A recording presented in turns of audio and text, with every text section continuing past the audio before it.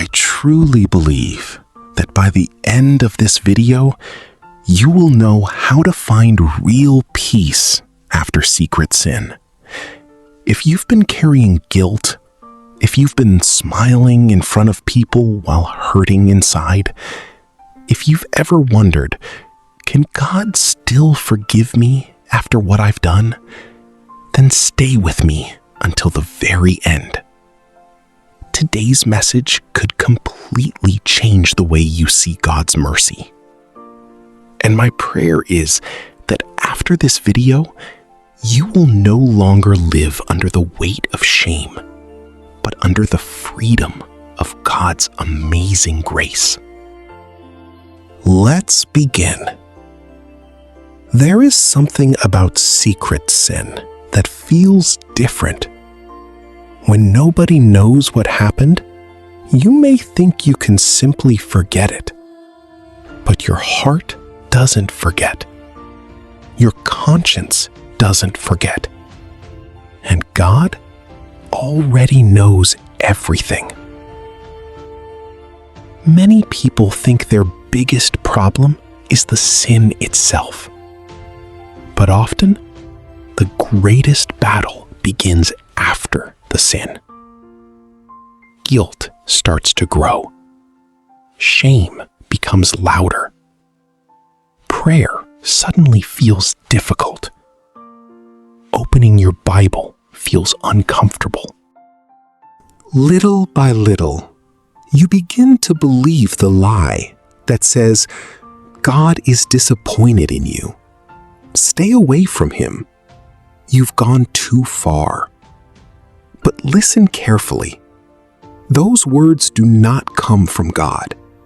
They come from the enemy. Satan knows he cannot stop God from loving you. So instead, he tries to convince you to stay away from the only one who can heal you. Think about Adam and Eve. After they sinned in the Garden of Eden, they didn't run toward God. They hid. That is exactly what sin does. It tells us to hide, but grace tells us to come closer. The first step toward peace is not pretending nothing happened. The first step is honesty. God already knows your heart. He isn't waiting for information. He's waiting for surrender. The Bible says in 1 John chapter 1, verse 9, if we confess our sins, he is faithful and just to forgive us our sins and to cleanse us from all unrighteousness. Did you notice that? The verse doesn't say God might forgive you. It says he is faithful. Your forgiveness is not based on how worthy you feel. It is based on who God is. Sometimes we think, I'll come back to God when I feel clean. But that's backwards. We come to God because we are not clean. Jesus didn't come to save perfect people. He came to save people who are willing to repent. Maybe today you're carrying a secret that nobody knows. Maybe you've fallen into the same temptation again. Maybe you promised yourself, I'll never do this again, and then you failed. If that's you, don't confuse conviction with condemnation. They are not the same. The Holy Spirit brings conviction because he wants to bring you back. Satan brings condemnation because he wants you to give up. Conviction says, come home. Condemnation says, there's no hope. One voice leads to life. The other leads to despair. So ask yourself, which voice have you been listening to? Real repentance is more than feeling guilty. Many people feel guilty, but not everyone truly repents. Look at Peter. He denied Jesus 3 times. He cried. He humbled himself. And he came back. Jesus restored him. Your failure does not have to be the end of your story. God is not searching for people who never fall. He is looking for hearts that are willing to return to Him. True peace does not come from hiding your mistakes. It comes from placing them into the hands of Jesus. Once you have confessed your sin, stop trying to punish yourself for something Christ has already paid for. The cross was enough.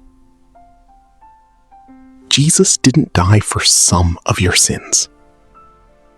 He died for all of them. When God forgives you, He doesn't keep reminding you of your past. So why keep reminding yourself? Instead, stand up. Learn from your mistake. Grow stronger. And keep walking with Christ. Will temptation disappear overnight? Maybe not. You may still fight tomorrow. But now, you're fighting from a different place. You're no longer fighting to earn God's love. You're fighting because you already have God's love. Fill your heart with His word every day. Pray honestly, even when you don't have the perfect words. Avoid the places, the habits, and the situations that pull you back into the same trap. And don't be afraid to ask a mature Christian to pray with you. Healing often begins where honesty begins. Before we finish, I want you to remember these words. Your secret sin is not greater than God's mercy. Your shame is not stronger than the blood of Jesus.